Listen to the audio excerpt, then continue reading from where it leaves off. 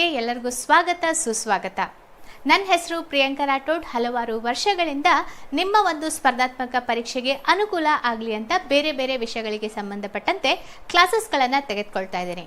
So ಈಗಾಗಲೇ ನಿಮಗೆ ತಿಳಿದಿರುವ ಹಾಗೆ ಸಾಮಾನ್ಯ ಇಂಗ್ಲಿಷ್ಗೆ ಸಂಬಂಧಪಟ್ಟಂತೆ ಕ್ಲಾಸಸ್ಗಳನ್ನು ಸಾಫ್ಟ್ ಸ್ಪೀಚ್ನಲ್ಲಿ ಅಂದರೆ ಏನು, ಅದರಲ್ಲಿ ಬರುವಂತಹ 8 ವಿಧಗಳು ಯಾವುದು, ಆ 8 ವಿಧಗಳು ಯಾವ ಯಾವ ರೀತಿಯಾಗಿ ಒಂದು ವಾಕ್ಯವನ್ನು ಪೂರ್ಣಗೊಳಿಸೋದ್ರಲ್ಲಿ ಪ್ರಮುಖ ಪಾತ್ರವನ್ನು ವಹಿಸುತ್ತೆ ಅನ್ನೋದನ್ನು ನಾವು ನೋಡ್ಕೊಂಡು ಬಂದ್ವಿ. ಸೊ ನಾಮಪದ ಅಂದರೆ ನಾಮಪದ ಈ ಇಂಗ್ಲೀಷ್ನಲ್ಲಿ ನೌನ್ ಅಂತ ಹೇಳ್ತೀವಿ. ಇದು ಏನು ಸ್ಥಳ, ಪೀಪಲ್, ಪ್ಲೇಸ್ ಮತ್ತು ಥಿಂಗ್ಸ್ ಮತ್ತು ಐಡಿಯಾಸ್ಗಳನ್ನು ಪ್ರತಿನಿಧಿಸ್ಲಿಕ್ಕೋಸ್ಕರ ಇರುವಂತಹ ಪದವನ್ನು ನಾಮಪದ ಅಂತ ಕರಿತೀವಿ. ಸೊ ಅದಕ್ಕೆ ಸಂಬಂಧಪಟ್ಟಂತೆ ನಿಮಗೆ ಎಕ್ಸಾಂಪಲ್ ಕೂಡ ಹೇಳಿದ್ದೆ. ಪರ್ಸನ್ನಲ್ಲಿ ಯಾವ ರೀತಿಯಾಗಿ ಹೆಸರುಗಳು ಬರುತ್ತೆ, ಪ್ಲೇಸ್ನಲ್ಲಿ ಬೇರೆ ಬೇರೆ ರೀತಿಯಾದಂತಹ ಸ್ಥಳಗಳು, ಥಿಂಗ್ಸ್ನಲ್ಲಿ ಬೇರೆ ಬೇರೆ ರೀತಿಯಾದಂತಹ ಒಂದು ವಸ್ತುಗಳು ಆಗಿರ್ಬೋದು, ಮತ್ತು ಐಡಿಯಾಸ್ನಲ್ಲಿ ಒಬ್ಬ ವ್ಯಕ್ತಿಯ ಕುರಿತಾದಂತಹ ಭಾವನೆಗಳು, ಯೋಜನೆಗಳ ಕುರಿತಾಗಿ ನಿಮಗೆ ಹೇಳಿದ್ದೆ. So next parts of speech ಅಂದರೆ ಪ್ರನೌನ್ ಅಥವಾ ಸರ್ವನಾಮ. ನಾಮಪದದ ಬದಲಾಗಿ ಬಳಕೆ ಮಾಡುವಂತಹ ಒಂದು ಪದವನ್ನು ಸರ್ವನಾಮ ಅಂತ ಕರಿತೀವಿ. ಇದು ಕೂಡ ನಾಮಪದದಂತೆ ಪೀಪಲ್, ಥಿಂಗ್ಸ್, ಕಾನ್ಸೆಪ್ಟ್ ಮತ್ತು ಪ್ಲೇಸ್ನ ಬದಲಾಗಿ ಬಳಕೆ ಮಾಡುವಂತಹ ಪದಗಳ ಒಂದು ಗುಂಪು. ಸೊ ಯಾವ ರೀತಿಯಾಗಿ ನಾವು ನಾಮಪದದ ಬದಲಾಗಿ ಸರ್ವನಾಮವನ್ನು ಯೂಸ್ ಮಾಡ್ತೀವಿ ಅಂತ ಒಂದು ಎಕ್ಸಾಂಪಲನ್ನು ಕೂಡ ಕೊಟ್ಟೆ. ಡೀಟೇಲ್ ಆಗಿ ನೀವು ನೋಡಬೇಕಂದ್ರೆ ಫಸ್ಟ್ ಕ್ಲಾಸನ್ನು ದಯವಿಟ್ಟು ನೋಡಿಕೊಂಡು ಈ 2ನೇ ಭಾಗವನ್ನು ನೋಡಿ. ಓಕೆ, ಸೊ ಪ್ರನೌನ್ ಯಾವುದ್ಯಾವುದು? ಪ್ರನೌನ್ನಲ್ಲಿ ಬರುವಂತಹ subject pronoun, object pronoun, possessive adjectives, possessive pronoun ಯಾವುದ್ಯಾವುದು ಅನ್ನೋದನ್ನು ನಿಮಗೆ ಬೇಸಿಕ್ ಆಗಿ ಕೂಡ ಅರ್ಥ ಮಾಡಿಸ್ಲಿಕ್ಕೆ ಪ್ರಯತ್ನ ಪಟ್ಟಿದ್ದೀನಿ. ವರ್ಬ್ ಕ್ರಿಯಾಪದ. ಸೊ ಕ್ರಿಯಾಪದ ಅಥವಾ ವರ್ಬ್ ಅಂದರೆ ಏನು ಅಂತ ಪ್ರಮುಖವಾದ ಡಿಕ್ಷನರಿಗಳಲ್ಲಿ ಅದರ ವ್ಯಾಖ್ಯಾನವನ್ನು ನಿಮಗೆ ಆದಷ್ಟು ಹೇಳಲಿಕ್ಕೆ ಪ್ರಯತ್ನ ಪಟ್ಟಿದ್ದೀನಿ. ಸೊ ವರ್ಬ್ ಅಂದರೆ ಬೇರೆ ಏನೂ ಇಲ್ಲ, ನಾವಿವಾಗ ಸದ್ಯಕ್ಕೆ ಮಾಡುವಂತಹ ಕ್ರಿಯೆಯನ್ನು ವ್ಯಕ್ತಪಡಿಸುವ ಪದವನ್ನು ಕ್ರಿಯಾಪದ ಅಂತ ಹೇಳ್ತೀವಿ. ಅದನ್ನೇ ಬೇರೆ ಬೇರೆ ಪ್ರಾಮುಖ್ಯತೆಯನ್ನು ಹೊಂದಿರುವಂತಹ ಡಿಕ್ಷನರಿ ವರ್ಬ್ ಅಂದರೆ ಏನು ಅಂತ ಇಲ್ಲಿ ಎಕ್ಸ್ಪ್ಲೇನ್ ಮಾಡಿದ್ದಾರೆ. ಸೊ ಇದಾದ ನಂತರ ನಿಮಗೆ ವರ್ಬ್ಗೆ ಸಂಬಂಧಪಟ್ಟಂತೆ ಎಕ್ಸಾಂಪಲನ್ನು ಕೂಡ ಕೊಟ್ಟಿದ್ದೆ. Run, walk, jump, talk, Singh. So ಯಾವ ರೀತಿಯಾಗಿ ಕ್ರಿಯೆಯನ್ನು ಸೂಚಿಸುವ ಪದಗಳನ್ನು ನಾವು ಕ್ರಿಯಾಪದ ಅಂತ ಹೇಳ್ತೀವಿ ಅಂತ ಹಿಂದಿನ ಕ್ಲಾಸಲ್ಲಿ ಎಕ್ಸ್ಪ್ಲೇನ್ ಮಾಡಿದ್ದೆ. ಸೊ ಇದಷ್ಟೇ ಅಲ್ಲ, ಅಡ್ಜೆಕ್ಟಿವ್ಸ್. ಒಬ್ಬ ವ್ಯಕ್ತಿ, ನಾಮಪದದಲ್ಲಿ ಒಬ್ಬ ವ್ಯಕ್ತಿಗೆ ನಾಮಕರಣ ಮಾಡಿದ್ವಿ. ಆಮೇಲೆ ಪ್ರನೌನ್ನಲ್ಲಿ ಆ ವ್ಯಕ್ತಿ ಅವಳ, ಇವಳ, ಅವನ, ಇವನ ಅನ್ನೋದನ್ನು ಹೇಳಿದ್ವಿ. ವರ್ಬ್ನಲ್ಲಿ ಆ ವ್ಯಕ್ತಿ ಏನು ಕೆಲಸ ಮಾಡ್ತಿದ್ದಾನೆ ಅದನ್ನ ಕ್ರಿಯೆಯನ್ನು ಹೇಳಿದ್ವಿ. ಆಮೇಲೆ ಅಡ್ಜೆಕ್ಟಿವ್ಸ್ನಲ್ಲಿ ಆ ವ್ಯಕ್ತಿಯ ವಿಶೇಷತೆಯನ್ನು, ಸೊ ಆ ವ್ಯಕ್ತಿಯ ವಿಶೇಷತೆ ಹೆಂಗಿದ್ದಾನೆ, ಸ್ಮಾರ್ಟ್ ಇದ್ದಾನಾ ಅಥವಾ ವಿಸ್ಡಮ್ ವೈಸ್ ಇದ್ದಾನಾ ಅಥವಾ ನಾಲೆಜಬಲ್ ಪರ್ಸನ್ನ, ಕೈಂಡ್ ಪರ್ಸನ್ನ, ಆ ವ್ಯಕ್ತಿಯ ವಿಶೇಷತೆಯನ್ನು ಈ ಕ್ಲಾಸಲ್ಲಿ ನಿಮಗೆ ಎಕ್ಸ್ಪ್ಲೇನ್ ಮಾಡಿದ್ವಿ. ಸೊ ಅದಕ್ಕೆ ಸಂಬಂಧಪಟ್ಟಂತೆ ನಿಮಗೆ ಎಕ್ಸಾಂಪಲ್ಗಳನ್ನು ಕೂಡ ನಾನು ವಿವರಣೆ ಹೇಳಿದ್ದೀನಿ. ಅದಾದ ನಂತರ ಅಡ್ವರ್ಬ್ಸ್ಗಳನ್ನು ನಾವು ಯೂಸ್ ಮಾಡಿದ್ವಿ. ಸೊ ಅಡ್ವರ್ಬ್ಸ್ಗಳನ್ನು ಯೂಸ್ ಮಾಡೋದು ಅಂದರೆ ಹೇಗೆ ಆ ವ್ಯಕ್ತಿ, ಈಗ ಒಂದು ವ್ಯಕ್ತಿಯನ್ನು ನಾವು ಅಲ್ಲಿಂದ ಇಂಟ್ರೊಡ್ಯೂಸ್ ಮಾಡ್ಕೊಂಡು ಬರ್ತಾ ಇದ್ದೀವಲ್ಲ, ಆ ವ್ಯಕ್ತಿ ಹೇಗೆ, ಯಾವಾಗ, ಎಲ್ಲಿ ಮತ್ತು ಎಷ್ಟರ ಮಟ್ಟಿಗೆ ಏನು ಕೆಲಸ ಮಾಡ್ತಾನೆ, ಕೇವಲ ವ್ಯಕ್ತಿ ಮಾತ್ರ ಅಲ್ಲ, ವಸ್ತು ಆಗಿರ್ಬೋದು, ಅದೇನೇ ಇದ್ದರೂ ಕೂಡ ಹೇಗಾಯಿತು, ಏನಾಯಿತು, ಎಷ್ಟರ ಮಟ್ಟಿಗೆ ಆಯಿತು, ಈ ಪ್ರಶ್ನೆಗಳಿಗೆ ಉತ್ತರವನ್ನು ಹುಡುಕೋದೇ ಯಾವುದು ಅಡ್ವರ್ಬ್ಸ್ ಆಗಿದೆ. ಸೊ ಅಡ್ವರ್ಬ್ಸನ್ನು ಅದರಲ್ಲಿ ಯಾವುದ್ರ ಮೇಲೆ ಜಾಸ್ತಿ ಗಮನ ಕೊಡ್ತೀವಿ ಅಡ್ವರ್ಬ್ಸ್ನಲ್ಲಿ? ವೇರ್ ಎಲ್ಲಿ, ಹೌ ಹೇಗಾಯಿತು, ವೆನ್ ಯಾವಾಗಾಯಿತು, ಹೌ ಆಫನ್ ಎಷ್ಟು ಬಾರಿ ಆಯಿತು, ಹೌ ಮಚ್ ಎಷ್ಟರ ಮಟ್ಟಿಗೆ ಆಯಿತು. ಸೊ ಈ ಕಾನ್ಸೆಪ್ಟ್ ಮೇಲೆ ವರ್ಕ್ ಮಾಡೋದೇ ನಮ್ಮ ಅಡ್ವರ್ಬ್. ಈಗ ನಾನು ಪ್ರಿಪೋಸಿಷನ್ನಿಂದ ಕ್ಲಾಸನ್ನು ಸ್ಟಾರ್ಟ್ ಮಾಡ್ತಾ ಇದ್ದೀನಿ. ಸೊ ಪ್ರಿಪೋಸಿಷನ್ ಅಂದರೆ ಏನು, ಅದರ ಉದಾಹರಣೆಗಳನ್ನು ನೋಡೋಣ. ಆಮೇಲೆ ನೆಕ್ಸ್ಟ್ ಆದಂತಹ ಪಾರ್ಟ್ಸ್ ಆಫ್ ಸ್ಪೀಚನ್ನು ನಾವು ನೋಡೋಣ. ಸೊ ದಯವಿಟ್ಟು ನನ್ನ ಜೊತೆಗೆ ನೀವು ಕೂಡ ಇಂಗ್ಲೀಷ್ ಎಲ್ಲೆಲ್ಲಿ ವಾಕ್ಯಗಳು ಬರುತ್ತೆ ಓದ್ಕೊಂಡು ಹೋಗಿ. ಸೊ ಪ್ರಿಪೋಸಿಷನ್ ಇದೆಲ್ಲ ಉಪನಾಮ ಅಂತ ಹೇಳ್ತೀವಿ. ಪ್ರಿಪೋಸಿಷನ್ ಅಂದರೆ ಉಪನಾಮ. So what is preposition? Okay, preposition is a word use to link nouns, pronouns or phrases to other words within a sentence. ಇನ್ನೊಮ್ಮೆ ಓದಿ. ಒಂದು ವೇಳೆ ಈಗ ನೋಡಿ, ಯಾರ್ಯಾರು ಇಂಗ್ಲೀಷ್ ಭಾಳ ಟಫ್ ಅನಿಸುತ್ತೆ, ಒಂದು 2 ಸಲ ಓದಿದ್ರೇ ನಿಮಗೆ ಅರ್ಧ ಮಟ್ಟಕ್ಕಾದ್ರೂ ಆ ವಾಕ್ಯದಲ್ಲಿ ಏನು ಹೇಳ್ತಿದ್ದಾರೆ ಅನ್ನೋದು ಅರ್ಥ ಆಗುತ್ತೆ. ಏನು ಹೇಳ್ತಿದ್ದಾರೆ? Preposition is a word. Preposition ಅನ್ನೋದು ಒಂದು ಪದ ಅಥವಾ ಶಬ್ದ, ಪದ ಅಂತ ಹೇಳ್ಬೋದು. ಯೂಸ್ ಟು ಲಿಂಕ್, ಇದು ಪ್ರಮುಖವಾಗಿ ಲಿಂಕ್ ಮಾಡಲಿಕ್ಕೆ ಬಳಕೆ ಆಗುವ ಪದ. ಹಾಗಾದರೆ ಏನನ್ನ ಲಿಂಕ್ ಮಾಡಲಿಕ್ಕೆ?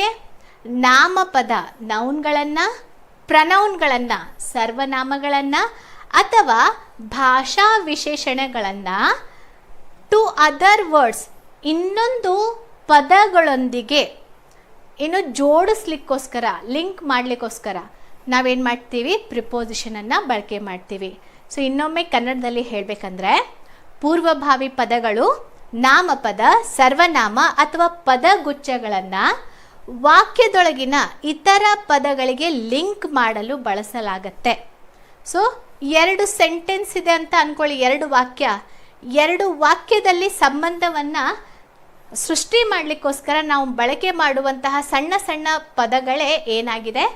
ಉಪನಾಮ ಅಥವಾ ಪ್ರಿಪೋಸಿಷನ್ ಆಗಿದೆ ಅಂತ ಹೇಳ್ಬೋದು. They act to connect the people, objects, time and location of a sentence. So ಪ್ರಿಪೋಸಿಷನನ್ನು ಯಾವುದಕ್ಕೆ ಬಳಕೆ ಮಾಡ್ತೀವಿ? ಸೊ ಇದು ಪ್ರಮುಖವಾಗಿ ಏನು, ವಾಕ್ಯದಲ್ಲಿ ಬರುವಂತಹ ಜನ, ವಸ್ತು, ಸಮಯ ಮತ್ತು ಸ್ಥಳಗಳನ್ನು ಲಿಂಕ್ ಮಾಡಲಿಕ್ಕೆ ಅಥವಾ ಸಂಪರ್ಕಿಸಲು ಪ್ರಿಪೋಸಿಷನನ್ನು ನಾವು ಬಳಕೆ ಮಾಡ್ತೀವಿ. Okay, preposition are usually short words and they are normally placed directly in front of nouns ಅಂತ. ಸೊ ಪ್ರಿಪೋಸಿಷನ್ ಅನ್ನೋದು ದೊಡ್ಡ ದೊಡ್ಡ ಪದಗಳು ಅಲ್ಲ, ಸಣ್ಣ ಸಣ್ಣ ಪದಗಳು ಇದ್ರೂ ಕೂಡ ವಾಕ್ಯದ ನಡುವೆ ಸಂಪರ್ಕವನ್ನು ಮಾಡಲಿಕ್ಕೆ, ಜನರ ನಡುವೆ ಸಂಪರ್ಕವನ್ನು ಮಾಡಲಿಕ್ಕೆ, ಸಮಯ ಸ್ಥಳಗಳ ನಡುವೆ ಸಂಪರ್ಕವನ್ನು ಮಾಡಲಿಕ್ಕೆ ಬಳಕೆಯಾಗುವ ಚಿಕ್ಕ ಚಿಕ್ಕ ಪದಗಳು. ಇವುಗಳನ್ನು ನಾಮಪದದ ಮೊದಲು ಇರಿಸಲಾಗತ್ತೆ. ಇನ್ನೊಮ್ಮೆ ಫುಲ್ ಹೇಳ್ಬಿಡ್ತೀನಿ ವಾಟ್ ಈಸ್ ಪ್ರಿಪೋಸಿಷನ್ ಅಂತ.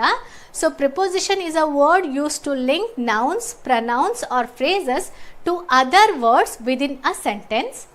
They act to connect the people, objects, time and location of a sentence.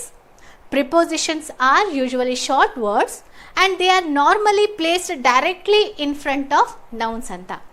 In front of nouns.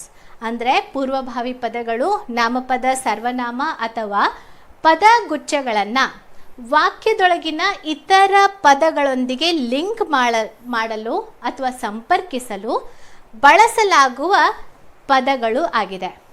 So ವಾಕ್ಯದಲ್ಲಿ ಬರುವಂತಹ, ಈಗ ನೋಡಿ, ನಾವು ವಾಕ್ಯಗಳನ್ನು ಹೇಳುವಾಗ ಕೇವಲ ವಸ್ತುಗಳ ಕುರಿತಾಗಿ ಹೇಳಲ್ಲ, ವಾಕ್ಯದಲ್ಲಿ ಜನರ ಕುರಿತಾಗಿ ಕೂಡ ಹೇಳ್ತೀವಲ್ವಾ. ಜನ, ವಸ್ತು, ಸಮಯ ಮತ್ತು ಸ್ಥಳಗಳನ್ನು ಸಂಪರ್ಕಿಸಲು ಏನು ಪ್ರಿಪೋಸಿಷನ್ ಕಾರ್ಯನಿರ್ವಹಿಸುತ್ತೆ. ಸೊ ಈ ಪ್ರಿಪೋಸಿಷನ್ ಅಥವಾ ಪೂರ್ವಭಾವಿ ಸ್ಥಾನಗಳು ಸಾಮಾನ್ಯವಾಗಿ ಚಿಕ್ಕ ಪದಗಳು. ಸೊ ಇದು ಯೂಶ್ವಲಿ ಶಾರ್ಟ್ ವರ್ಡ್ಸ್, ಹೌದಾ. ಸೊ ಮತ್ತು ಅವುಗಳನ್ನು ಸಾಮಾನ್ಯವಾಗಿ ನಾಮಪದಗಳ ಮುಂದೆ ನೇರವಾಗಿ ಇರಿಸಲಾಗತ್ತೆ. ಸೊ ನಾಮಪದಗಳ ಮುಂದೆ ನೇರವಾಗಿ ಬಳಕೆ ಆಗುವ ಸಣ್ಣ ಸಣ್ಣ ಪದಗಳು. ಸೊ ಇವಾಗ ನಿಮಗೆ ಇದನ್ನು ನೋಡಿದಾಗ ಯಾವುದಪ್ಪ ಈ ಪ್ರಿಪೋಸಿಷನ್ ಅಂತ ಹೇಳ್ಬೋದು. ಈಗ ತೋರಿಸಿದ ನಂತರ ನೀವೇನು ಹೇಳ್ತೀರಾ? ಓ ಇದನ್ನು ಪ್ರಿಪೋಸಿಷನ್ ಅಂತ ಹೇಳ್ತೀವ ಅಂತ ಹೇಳ್ತೀವಿ. ಹಾಗಾದರೆ ಸಾಮಾನ್ಯವಾಗಿ ನಾವು ಬಳಕೆ ಮಾಡುವಂತಹ ಉಪನಾಮ ಅಥವಾ ಪ್ರಿಪೋಸಿಷನ್ಸ್ ಯಾವುದು ಅನ್ನೋದನ್ನು ಇಲ್ಲಿ ನೋಡೋಣ. ಇನ್ನೊಂದು ನಿಮಗೆ ಕ್ಲಿಯರ್ ಮಾಡಿಬಿಡ್ತೀನಿ, ಇಲ್ಲಿ ಕೊಟ್ಟಿರೋದು ಮಾತ್ರ ಪ್ರಿಪೋಸಿಷನ್ ಅಲ್ಲ. ಪ್ರಿಪೋಸಿಷನ್ ಸಣ್ಣ ಸಣ್ಣ ಪದ ಆಗಿರೋದ್ರಿಂದ ಅದು ಬಹಳಷ್ಟು ಸಂಖ್ಯೆಯಲ್ಲಿ ಇದೆ.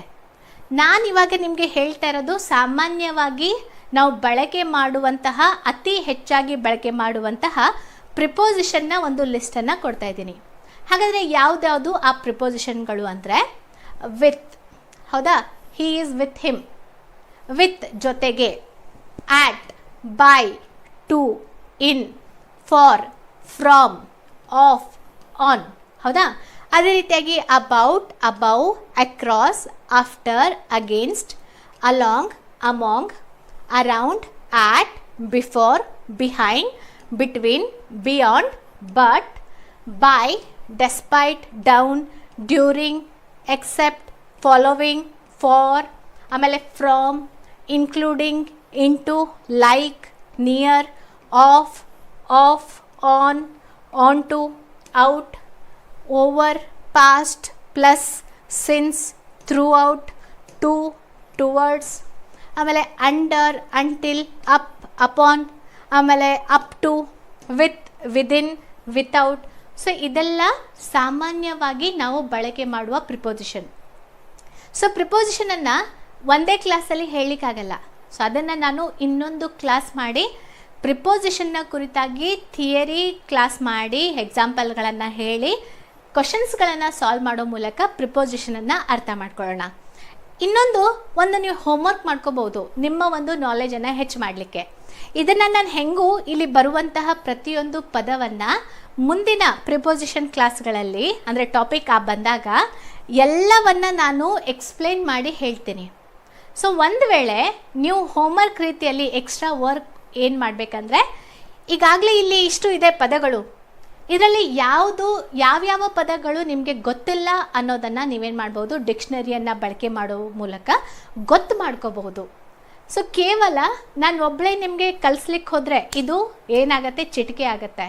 ಆದರೆ ಚಪ್ಪಾಳೆ ಆಗಬೇಕಂದ್ರೆ ನೀವು ಸೇರಬೇಕು, ನಾವು ಸೇರಬೇಕು, ಆವಾಗಲೇ ಚಪ್ಪಾಳೆ ಆಗೋದು, ಎಕ್ಸಾಮ್ ಕ್ಲಿಯರ್ ಮಾಡಲಿಕ್ಕಾಗೋದು. ಸೊ ಅದಕ್ಕೆ ಇವಾಗ ಹೋಮ್ವರ್ಕ್ ರೀತಿಯಲ್ಲಿ ನೀವು ತಗೊಳ್ಳಿ, ಯಾವ್ಯಾವ ಪದಗಳು ನಿಮಗೆ ಡಿಫಿಕಲ್ಟ್ ಅನಿಸುತ್ತೆ ಅದನ್ನು ಡಿಕ್ಷನರಿ ನೋಡೋ ಮೂಲಕ ಪ್ರಿಪೇರ್ ಮಾಡ್ಕೊಳ್ಳಿ. ಸೊ ಪ್ರಿಪೋಸಿಷನ್ ಅಂದರೆ ಏನೂ ಇಲ್ಲ, ಸಣ್ಣ ಸಣ್ಣ ಪದಗಳು ಜನರನ್ನು, ವಸ್ತುಗಳನ್ನು, ಸಮಯವನ್ನು ಲಿಂಕ್ ಮಾಡಲಿಕ್ಕೋಸ್ಕರ ಎರಡು ವಾಕ್ಯಗಳನ್ನು ಲಿಂಕ್ ಮಾಡಲಿಕ್ಕೆ ಬಳಕೆ ಮಾಡುವಂತಹ ಪದಗಳು. ಇವಾಗ ಕಂಜಂಕ್ಷನ್ ನೋಡೋಣ. ನೆಕ್ಸ್ಟ್ ಪಾರ್ಟ್ಸ್ ಆಫ್ ಸ್ಪೀಚ್ ಯಾವುದಂದರೆ ಕಂಜಂಕ್ಷನ್ ಅಂತ ಹೇಳ್ಬೋದು. ಕಂಜಂಕ್ಷನನ್ನು ಕನ್ನಡದಲ್ಲಿ ಸಂಯೋಗ ಅಂತ ಹೇಳ್ತೀವಿ, ಆದರೆ ಅದು ಸೂಕ್ತ ಅಲ್ಲ. ಇಂಗ್ಲೀಷ್ನಲ್ಲಿ ಕಂಜಂಕ್ಷನ್ ಅನ್ನೋದು ಪ್ರಾಪರ್ ಆಗಿದೆ.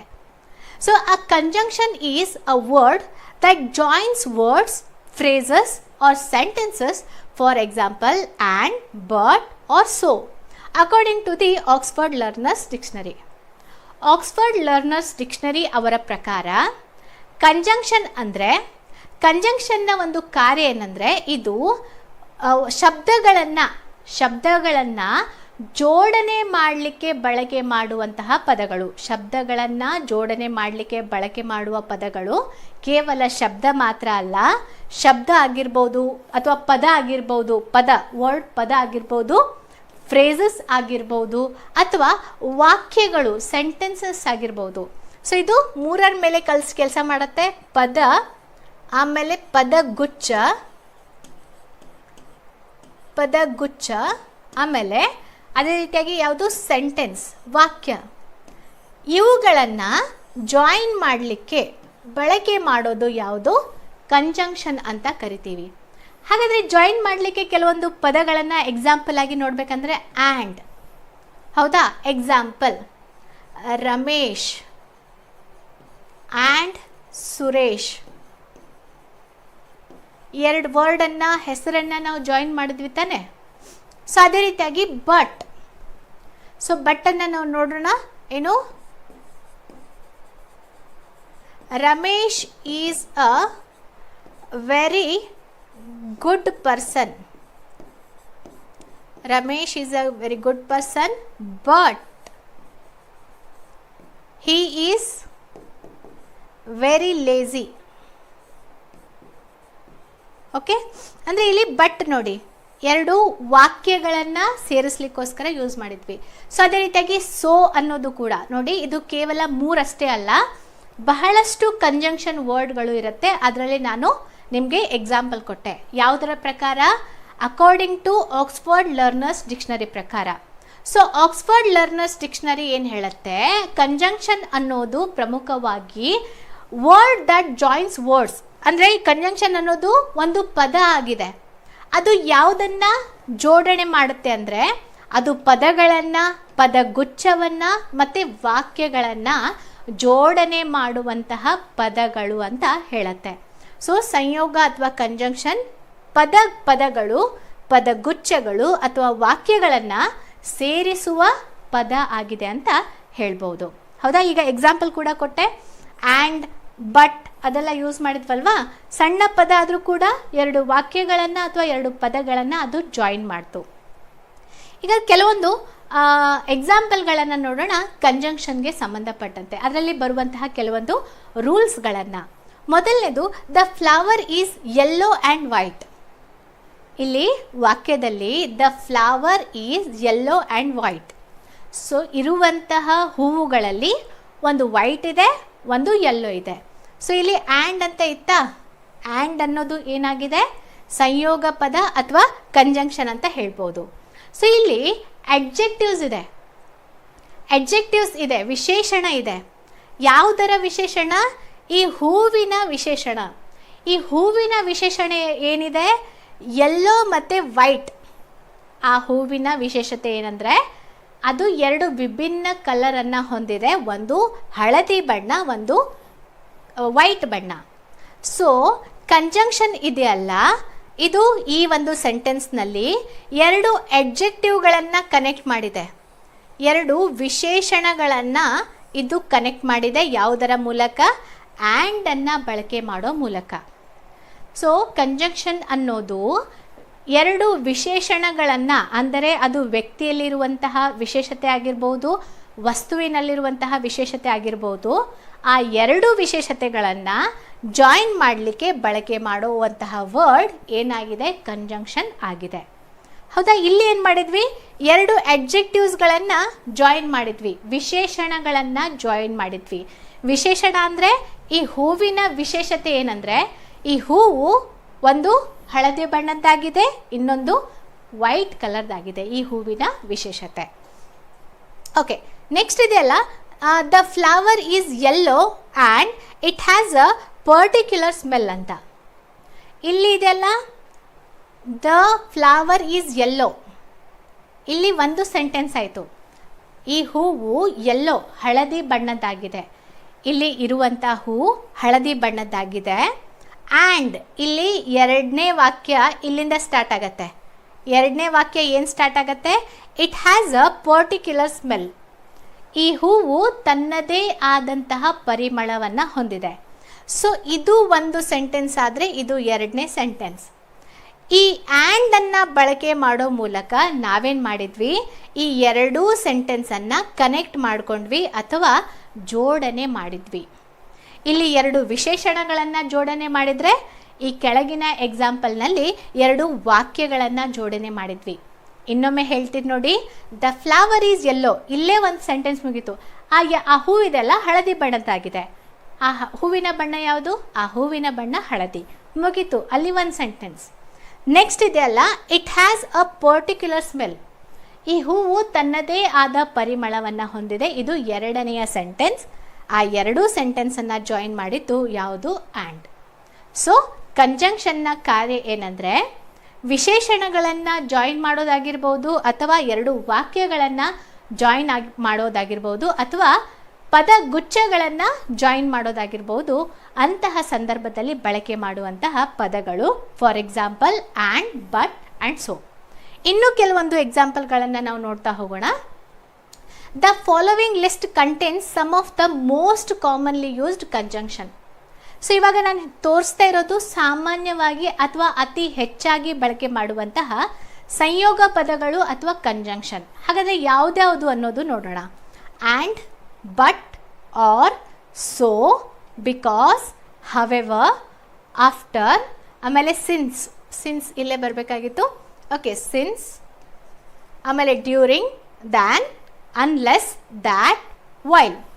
ಸೊ ಇದೆಲ್ಲ ಸಣ್ಣ ಸಣ್ಣ ಪದಗಳನ್ನು, ವಾಕ್ಯಗಳನ್ನು ಜೋಡಣೆ ಮಾಡಲಿಕ್ಕೆ ಬಳಕೆ ಮಾಡ್ತೀವಿ. ಅಡ್ಜೆಕ್ಟಿವ್ಸ್ಗಳನ್ನು ಜೋಡಣೆ ಮಾಡಲಿಕ್ಕೆ ಬಳಕೆ ಮಾಡ್ತೀವಿ. ಸೊ ಈ ಪದಗಳನ್ನು ಬಳಕೆ ಮಾಡೋ ಮೂಲಕ ಕೆಲವೊಂದು ಎಕ್ಸಾಂಪಲ್ಗಳನ್ನು ನೋಡೋಣ. ಸೊ ಇಲ್ಲಿ ನೋಡಿ, the data was gathered. The data was gathered through questionnaire and interviews. So ಡಾಟಾಗಳನ್ನು ಸಂಗ್ರಹಿಸಲಾಯಿತು, ಮಾಹಿತಿಗಳನ್ನು ಸಂಗ್ರಹಿಸಲಾಯಿತು. ಯಾವುದರ ಮೂಲಕ ಅಂದರೆ ಪ್ರಶ್ನೆಗಳ ಮೂಲಕ ಮತ್ತು ಸಂದರ್ಶನ ಮಾಡೋ ಮೂಲಕ. The data was gathered through questionnaire and interview. So ಇಲ್ಲಿ ಎರಡು ಏನಾಗಿದೆ, ಜಾಯಿನ್ ಮಾಡಿದೆ ವರ್ಡ್ಗಳನ್ನು.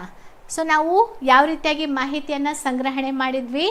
ಮಾಹಿತಿಯನ್ನು ಪ್ರಮುಖವಾಗಿ ಪ್ರಶ್ನೆಗಳ ಒಂದು ಸರಣಿ ಮತ್ತು ಸಂದರ್ಶನ ಮಾಡೋ ಮೂಲಕ ನಾವು ಡಾಟಾ ಸಂಗ್ರಹಣೆ ಮಾಡಿದ್ವಿ. ಇಲ್ಲಿ ಆ್ಯಂಡ್ ಏನಾಗುತ್ತೆ, ಕಂಜಂಕ್ಷನ್ ಆಗುತ್ತೆ.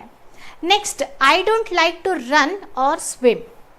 ನನಗೆ ಓಡೋದಕ್ಕೂ ಇಷ್ಟ ಇಲ್ಲ, ಈಜೋದಕ್ಕೂ ಇಷ್ಟ ಇಲ್ಲ. ಹೌದಾ, ನಂಗೆ ಎರಡೂ ಕಾರ್ಯ ಇಷ್ಟ ಇಲ್ಲ. ಇಲ್ಲಿ ಎರಡು ಪದಗಳನ್ನು ಮತ್ತೆ ಜಾಯಿನ್ ಮಾಡ್ತೀವಿ. I don't like to run ಮತ್ತು ಸ್ವಿಮ್ಮನ್ನು ಜೋಡಣೆ ಮಾಡಿದಂತಹ ಕಂಜಂಕ್ಷನ್ ಯಾವುದು, ಆರ್. ನಂಗೆ ಎರಡೂ ಕೆಲಸ ಇಷ್ಟ ಇಲ್ಲ, ಎರಡೂ ಹೇಳಬೇಡಿ, ನನಗೆ ಎರಡೂ ಮಾಡಲಿಕ್ಕೆ ಇಷ್ಟ ಇಲ್ಲ, ನಂಗೆ ಕರೀಲೂಬೇಡಿ. ಸೊ ಆ ರೀತಿಯಾಗಿ ಹೇಳೋದು. Next, he was clever but lazy. ಅವನು ತುಂಬ ಜಾಣನಿದ್ದಾನೆ ಆದರೆ ಲೇಜಿ. ಸೊ ಅದಕ್ಕೆ ಬಟ್, ಆದರೆ. ವಾಕ್ಯಗಳನ್ನು ಜೋಡಣೆ ಮಾಡಿದ್ವಿ. ಹಿ ವಾಸ್ ಕ್ಲೆವರ್, ಅವನು ತುಂಬ ಜಾಣ ಆದರೆ ತುಂಬ ಲೇಜಿ. ಸೊ ಅದಕ್ಕೆ ಬಟ್ ಅನ್ನುವಂತಹ ಕಂಜಂಕ್ಷನನ್ನು ಯೂಸ್ ಮಾಡಿದ್ವಿ. Next, I bought a new bag for my upcoming trip.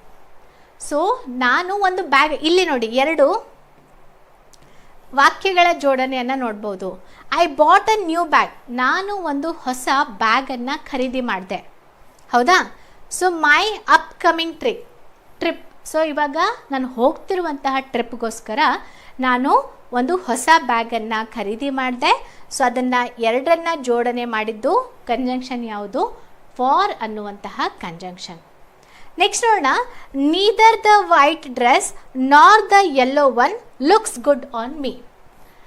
ನನ್ನ ಮೇಲೆ ಯೆಲ್ಲೋ ಡ್ರೆಸ್ ಕೂಡ ಚೆನ್ನಾಗಿ ಕಾಣಲ್ಲ, ವೈಟ್ ಡ್ರೆಸ್ ಕೂಡ ಚೆನ್ನಾಗಿ ಕಾಣಲ್ಲ. ಎರಡೂ ವಿಶೇಷಣಗಳು ನನ್ನ ಮೇಲೆ ಚೆನ್ನಾಗಿ ಕಾಣಲ್ಲ. So neither the white dress ಚೆನ್ನಾಗಿ ಕಾಣಲ್ಲ, ನಾರ್ ಅದೇ ರೀತಿಯಾಗಿ the yellow one looks, so ಅಂದರೆ ಎರಡು, ನೀದರ್ ದ ವೈಟ್ ಡ್ರೆಸ್ಸು ಚೆನ್ನಾಗಿ ಕಾಣಲ್ಲ, nor the yellow one looks good on me. Yellow colour ಡ್ರೆಸ್ನು ನನ್ನ ಮೇಲೆ ಚೆನ್ನಾಗಿ ಕಾಣಲ್ಲ, ವೈಟ್ ಕಲರ್ ಡ್ರೆಸ್ ಕೂಡ ನನ್ನ ಮೇಲೆ ಚೆನ್ನಾಗಿ ಕಾಣಲ್ಲ. ಎರಡೂ ಚೆನ್ನಾಗಿ ಕಾಣಲ್ಲ ಅನ್ನೋದನ್ನು ಯಾವುದರ ಮೂಲಕ ನಾವು ಜಾಯಿನ್ ಮಾಡಿದ್ವಿ, ನಾರ್ ಅನ್ನೋದರ ಮೂಲಕ ಜಾಯಿನ್ ಮಾಡಿದ್ವಿ. ಇನ್ನೊಂದು, ಇದು ಕಂಜಂಕ್ಷನ್ನಲ್ಲಿ ಬರಲ್ಲ, ಆದರೆ ನಿಮಗೆ ವಾಕ್ಯಗಳನ್ನು ಸರಿಪಡಿಸಿ ಅಂತ ಬಂದಾಗ ನೀದರ್ ಎಲ್ಲೆಲ್ಲಿ ಬರುತ್ತಲ್ಲ ಅಲ್ಲಿ ನಾರ್ ಬರಲೇಬೇಕು. ನೀದರ್ ಎಲ್ಲೆಲ್ಲಿ ಬರುತ್ತೆ ಅಲ್ಲಿ ನಾರ್ ಬರಲೇಬೇಕು. ಸೊ ವಾಕ್ಯದಲ್ಲಿ ಅವ್ರು ಬೇಕಂತಾನೆ neither the white dress or ಅಂತಾದರೂ ಕೊಟ್ಟಿರ್ಬೋದು, ಅಥವಾ ಬೇರೆ ಏನಾದರೂ ವರ್ಡ್ ಕೊಟ್ಟಿರ್ಬೋದು. ಒಂದು ವೇಳೆ ಬೇರೆ ಏನಾದರೂ ವರ್ಡ್ ಕೊಟ್ಟಿದ್ರೆ ಅದು ತಪ್ಪಾಗತ್ತೆ. ಯಾಕಂದರೆ ಈ ಭಾಗದಲ್ಲಿ ಕಂಪಲ್ಸರಿಯಾಗಿ ನಾರ್ ಅನ್ನೋದು ಬರಲೇಬೇಕು. ಓಕೆ, ಅರ್ಥ ಆಯ್ತಾ? ಕಂಜಂಕ್ಷನ್ ಅನ್ನೋದು ಬೇರೆ ಏನೂ ಇಲ್ಲ, ಇದು ಪದಗಳನ್ನು, ಪದಗುಚ್ಛಗಳನ್ನು ಮತ್ತು ವಾಕ್ಯಗಳನ್ನು ಸೇರಿಸ್ಲಿಕ್ಕೋಸ್ಕರ, ಅಥವಾ ಎರಡು ವಿಶೇಷಣಗಳನ್ನು, ಎರಡು ವಾಕ್ಯಗಳನ್ನು ಸೇರಿಸಲಿಕ್ಕೆ ಬಳಕೆ ಮಾಡುವಂತಹ ಪದಗಳನ್ನು ಕಂಜಂಕ್ಷನ್ ಅಂತ ಕರಿತೀವಿ. ಸೊ ಕಂಜಂಕ್ಷನ್ನಲ್ಲಿ ಸಾಮಾನ್ಯವಾಗಿ ಬಳಸುವಂತಹ ಕಂಜಂಕ್ಷನ್ ಲಿಸ್ಟನ್ನು ಕೂಡ ಕೊಟ್ಟಿದ್ದೀನಿ, ನೀವು ನೋಡ್ಕೋಬಹುದು. ಸೊ ಇಲ್ಲಿ ಅದೇ ನಾನು ಕ್ವಶನ್ ಕೊಟ್ಟಿದ್ನಲ್ಲ, ಅದರ ಒಂದು ಎಕ್ಸಾಂಪಲ್ ಹೇಳ್ತಾ ಇದ್ದೀನಿ ಮುಂದಿಂದು. The parking lot was filled with cars, trucks and buses. Parking ಮಾಡುವಂತಹ ಸ್ಥಳ ಅದು ಯಾವುದರಿಂದ ತುಂಬಿತ್ತು? ಕಾರ್, ಟ್ರಕ್ ಮತ್ತು ಬಸ್ಗಳಿಂದ ತುಂಬಿತು. ಆ್ಯಂಡ್ ಅನ್ನೋದು ಕಂಜಂಕ್ಷನ್. ಆಮೇಲೆ ನತಾಲಿ ಥಿಂಕ್ಸ್ ಕ್ಯಾಟ್ಸ್ ಆರ್ ಕ್ಯೂಟ್. ಇಲ್ಲಿ ತನಕ ಒಂದು ಸೆಂಟೆನ್ಸ್ ಇದೆ, ಏನಂತ? ನತಾಲಿ ಏನು ಯೋಚನೆ ಮಾಡ್ತಾಳೆ, ಬೆಕ್ಕುಗಳು ಕ್ಯೂಟ್ ಆಗಿರುತ್ತೆ ಅಂತ. But she can't have any. ಆದರೆ ಅವಳ ಹತ್ರ ಯಾವುದೂ ಬೆಕ್ಕಿಲ್ಲ. ನತಾಲಿ ಏನು ಯೋಚನೆ ಮಾಡ್ತಾಳೆ? ಬೆಕ್ಕುಗಳು ಕ್ಯೂಟ್ ಆಗಿರುತ್ತೆ. ಇಲ್ಲಿ ಒಂದು ಕಂಜಂಕ್ಷನ್ ಯೂಸ್ ಮಾಡಿದ್ವಿ, ಬಟ್ ಅವಳ ಹತ್ರ ಯಾವುದೂ ಬೆಕ್ಕು ಇಲ್ಲ. ಮತ್ತೆ ಇನ್ನೊಂದು ಕಂಜಂಕ್ಷನ್ ಯೂಸ್ ಮಾಡಿದ್ವಿ, ಬಿಕಾಸ್, ಯಾಕಂದರೆ she is allergic to them. ಅವಳಿಗೆ ಬೆಕ್ಕಿಂದ ಅಲರ್ಜಿ ಇದೆ. ಸೊ ಒಂದು ವಾಕ್ಯದಲ್ಲಿ ಎರಡು ಕಂಜಂಕ್ಷನನ್ನು ಬಳಕೆ ಮಾಡಿ 3 ವಾಕ್ಯಗಳನ್ನು ನಾವೇನು ಮಾಡಿದ್ವಿ? ಜಾಯಿನ್ ಮಾಡಿದ್ವಿ. ಸೊ 3 ವಾಕ್ಯ ಬೇರೆ ಬೇರೆ ಇದೆ, ಅವುಗಳನ್ನು 2 ಕಂಜಂಕ್ಷನ್ ಮೂಲಕ ಜಾಯಿನ್ ಮಾಡಿದ್ವಿ. ಹೌದಾ? ನೆಕ್ಸ್ಟ್ ನೋಡೋಣ. Before we can travel to Europe we have to get passport. So ಇಲ್ಲಿ ಏನು ಮಾಡಿದ್ವಿ? We can travel to Europe we have to get the passport. ಈ ಸೆಂಟೆನ್ಸ್ಗೆ ಮೀನಿಂಗ್ ಬರಲಿಕ್ಕೆ ಈ ಒಂದು ಕಂಜಂಕ್ಷನನ್ನು ಯೂಸ್ ಮಾಡಿದ್ವಿ. ಅಂದರೆ ನಾವೇನಾದರೂ ಏರ್ಪೋರ್ಟ್ಗೆ ಹೋಗಬೇಕಂದ್ರೆ ಏರ್ಪೋರ್ಟ್ ಹೋಗೋಕ್ಕಿಂತ ಮುಂಚೆನೇ ಟಿಕೆಟನ್ನು ಬುಕ್ ಮಾಡಬೇಕಾಗತ್ತೆ. ಸೊ ಡೈರೆಕ್ಟಾಗಿ ಯುರೋಪ್ಗೆ ಹೋಗ್ಲಿಕ್ಕಾಗಲ್ಲ. ಯುರೋಪ್ಗೆ ಹೋಗಬೇಕಂದ್ರೆ ಫಸ್ಟಿಗೆ ಟಿಕೆಟ್ ಬುಕ್ ಮಾಡಬೇಕು, ಆಮೇಲೆ we have to get the passport. So ಅದಕ್ಕೆ ಬಿಫೋರ್ ಅನ್ನೋದು conjunction. Next, he showed me the jacket that he bought yesterday. He showed me the jacket, ಅವನು ನನಗೆ ಜಾಕೆಟನ್ನು ತೋರಿಸಿದ. ಹಿ ಬಾಟ್ ಎಸ್ಟರ್ಡೇ, ಸೊ ಯಾವಾಗ ಖರೀದಿ ಮಾಡಿದ್ದ? ನಿನ್ನೆ ಖರೀದಿ ಮಾಡಿದ ಜಾಕೆಟನ್ನು ನನಗೆ ತೋರಿಸ್ದ. ಸೊ ಇಲ್ಲಿ ಇರುವಂತಹ 2 ಸೆಂಟೆನ್ಸನ್ನು ದ್ಯಾಟ್ ಅನ್ನುವಂತಹ ಕಂಜಂಕ್ಷನ್ ಜಾಯಿನ್ ಮಾಡ್ತು. ಹೌದಾ? ನೆಕ್ಸ್ಟ್ ನೋಡೋಣ. The talented acrobats impressed both the children and their parents. ಇಲ್ಲಿ ಕೂಡ 2 ಕಂಜಂಕ್ಷನ್ಗಳು ವಾಕ್ಯವನ್ನು ಏನು ಮಾಡ್ತು? ಜಾಯಿನ್ ಮಾಡ್ತು. ಇಲ್ಲಿ ನೋಡೋಣ. The talented acrobats impressed. Acrobats ಅಂದರೆ ಗೊತ್ತಲ್ಲ, ಬೇರೆ ಬೇರೆ ವ್ಯಾಯಾಮ ಅದು ಇದು ಶೈಲಿಯನ್ನು ಮಾಡ್ತಾರಲ್ಲ. ಸೊ ಅಂಥವರನ್ನು ಅಕ್ರೋಬ್ಯಾಟ್ಸ್ ಅಂತ ಹೇಳ್ತೀವಿ.